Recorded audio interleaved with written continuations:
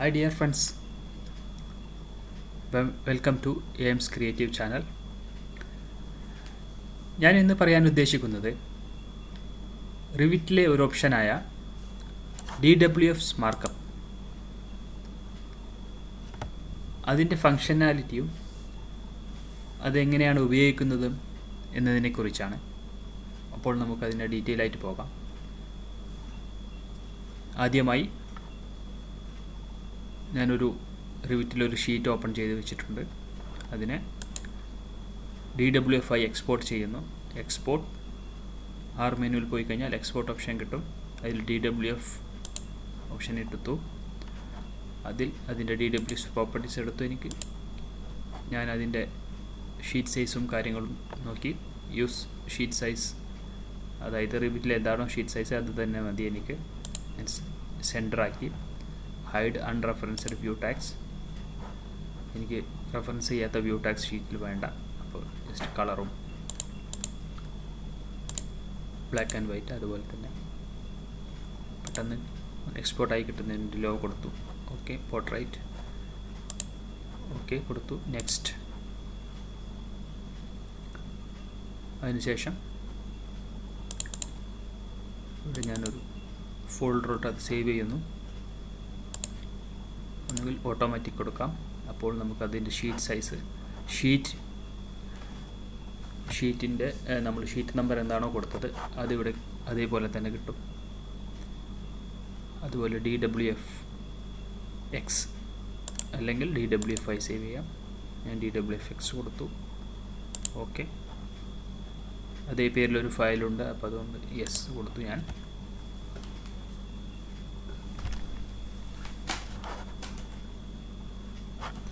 അത് എക്സ്പോർട്ട് ആയിട്ടുണ്ട്. ഇനി ഞാനത് DWFൽ പോയി ആ ഫയൽസ് ഓപ്പൺ ആക്കി. അതിനുശേഷം അതിലെനിക്ക് കമൻറ്റ്സ് വേണം. അപ്പോൾ ഞാൻ ഡ്രോയിങ് ചെക്ക് ചെയ്ത് അതിൽ കമൻറ്റ് ആഡ് ചെയ്യുന്നു.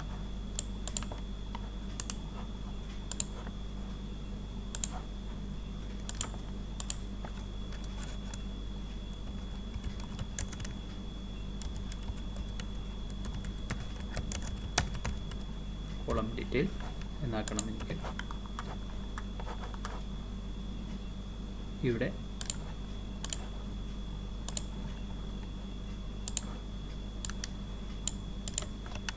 Add revisions,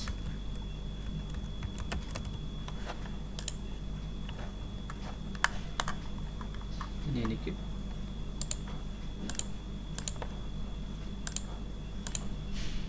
I want to change the level to 7600.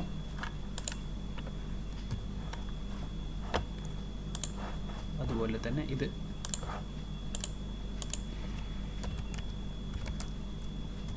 Legends എന്നാക്കണം. ഇതിന് ശേഷം ഞാൻ ഈ DWF സേവ് ചെയ്തു. വീണ്ടും ഞാൻ റിവിറ്റിലോട്ട് ഓപ്പൺ ആക്കി ശേഷം സെയിം വിൻഡോ നിങ്ങൾ ഇൻസേർട്ട് ടാബിൽ പോയി കഴിഞ്ഞാൽ അവിടെ ഒരു DWF മാർക്കപ്പ് എന്നുള്ള ഒരു മെനു കാണാം. അതെടുത്ത ശേഷം ഞാൻ ആ ഫയൽ എടുത്തു. S1-0 എന്ന ഫയലായിരുന്നു അതെടുത്തു. ഓപ്പൺ കൊടുത്തു. അപ്പോൾ ഇവിടെ ഒരു എക്സ്പോർട്ടിൽ വരും. ഏത് ഷീറ്റിലോട്ടാണ് അത് സെലക്ട് ചെയ്യേണ്ടത്, നമുക്ക് ഇൻസേർട്ട് ചെയ്യേണ്ടതെന്നാണ്. അപ്പോൾ എനിക്ക് പ്ലാൻ ആൻഡ് എലിവേഷൻ സെയിം വ്യൂവിൽ ഓക്കെ. അപ്പോൾ നമുക്ക് അതിവിടെ ഡീറ്റെയിൽ വരുന്നു. ഇനി ഞാൻ ആ മാർക്കപ്പ്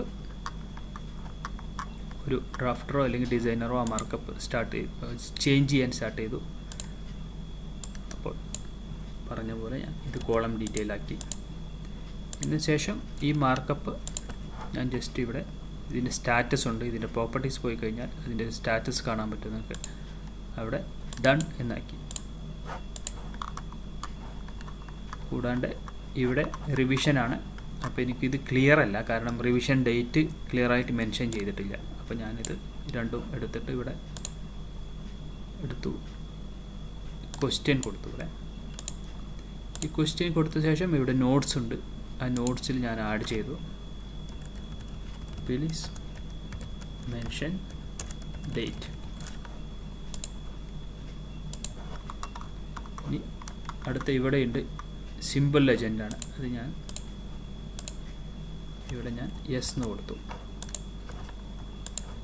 ഇതിനെ ഞാൻ ഡൺ എന്നുള്ള ഓപ്ഷനിലോട്ട് ഇട്ടു.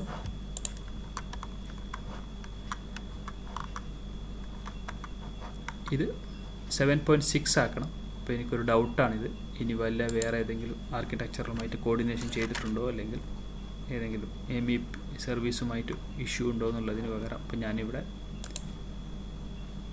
ഫോർ റിവ്യൂ കൊടുത്തു. ഇത് ഫോർ റിവ്യൂ. എന്നിട്ട് ഞാനിവിടെ ഇതിനിടെ എഴുതി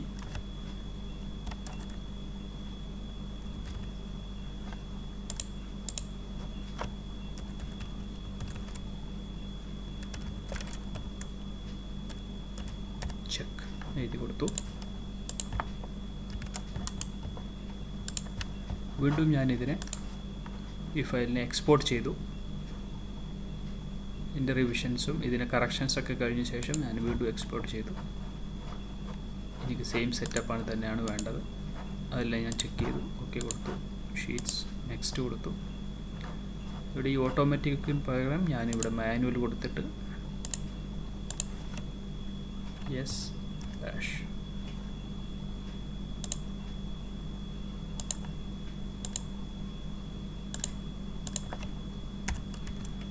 R1 എന്ന് കൊടുത്തു ഞാൻ. ഓക്കെ.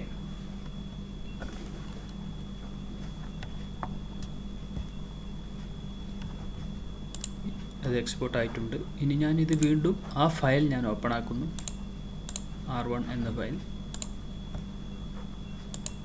അപ്പോൾ നിങ്ങൾക്ക് ഇവിടെ കാണാൻ പറ്റും ഇത് ഞാൻ ചെയ്തിട്ടുണ്ട്. അപ്പോൾ ഞാൻ ഇവിടെ ചെയ്തതിൻ്റെ അടിസ്ഥാനത്തിൽ അത് യെല്ലോ ആയിട്ടുണ്ട് കളർ.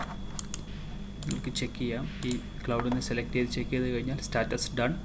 ഇതിൻ്റെ പ്രോപ്പർട്ടീസ് മാർക്കപ്പ് പ്രോപ്പർട്ടീസ് ഉണ്ട്, അതിൻ്റെ പോയി കഴിഞ്ഞാൽ ഡൺ കാണാം. അതുപോലെ ഇത് ബ്ലൂ ആയിട്ടാണ് കാണുന്നത്.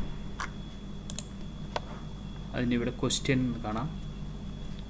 അതുപോലെ തന്നെ ഇവിടെ അതിൻ്റെ എന്താണോ നമ്മൾ അവിടെ ടൈപ്പ് ചെയ്തത് അവിടെ കാണാം. പ്ലീസ് മെൻഷൻ ദ ഡേറ്റ് ഇവിടെ കാണാൻ പറ്റും. ഇതും ഡണ്ണാണ്, സ്റ്റാറ്റസ് യെല്ലോ ആണ്. അതുപോലെ ഇത് പർപ്പിളായിട്ട് കാണാൻ പറ്റും. ഇത് റിവ്യൂ ആണ്. അപ്പോൾ ഇവിടെ ഞാൻ എഴുതിയിട്ടുണ്ട് ഇവിടെ പ്ലീസ് ചെക്ക്. എന്താണോ നമുക്ക് ചെയ്യേണ്ടത് അത് ക്ലിയർ ആയിട്ട് ഇവിടെ മെൻഷൻ ചെയ്യാനും കഴിയും. ഞാൻ ജസ്റ്റ് ഒരു ആഡ് ചെയ്തതാണ്. 7.6 ചെയ്തതുകൊണ്ട് എന്തെങ്കിലും വേറെ ഏതെങ്കിലും സർവീസിനും ഇഷ്യൂ ഉണ്ടോ എന്നുള്ളത് ചെക്ക് ചെയ്യാൻ വേണ്ടിയിട്ടാണ് കൊടുത്തത് അങ്ങനെ. അപ്പോൾ ഇതൊരു കമ്മ്യൂണിക്കേഷൻ ടൂളാണ്, വളരെ ഉപകാരപ്രദമാണ്. നമുക്ക് പ്രിൻറ്റ് ചെയ്യുന്നതിനും സേവ് ചെയ്യാനും അതുപോലെ തന്നെ അങ്ങനെയൊക്കെയുള്ള ഓപ്ഷൻസ് ഉണ്ട്. അതുപോലെ നിങ്ങളിപ്പോൾ ഒരു ഔട്ട്സോഴ്സിങ് കമ്പനിയിൽ പുറത്തുള്ള കമ്പനിയിലാണ് വർക്ക് ചെയ്യുന്നതെങ്കിൽ അവിടെ വേറെ, അല്ലെങ്കിൽ നിങ്ങളുടെ റിമോട്ട് ഓഫീസുണ്ട് നിങ്ങൾക്ക് വേറെ സ്ഥലത്തെങ്കിൽ അവിടെയുള്ള എഞ്ചിനീയേഴ്സും ഡിസൈനുമായിട്ടും അതിലുള്ള ഡ്രാഫ്റ്റേഴ്സുമായിട്ടൊക്കെ ഈസി ആയിട്ട് കമ്മ്യൂണിക്കേഷൻ ചെയ്യാൻ പറ്റുന്ന ഒരു ടൂളാണ്. നിങ്ങൾക്ക് ഇത് ഉപകാരപ്രദമായിട്ടുണ്ടാവുമെന്ന് വിചാരിക്കുന്നു. അപ്പോൾ വീണ്ടും അടുത്തൊരു സെഷനുമായി വീണ്ടും കാണാം. ബൈ.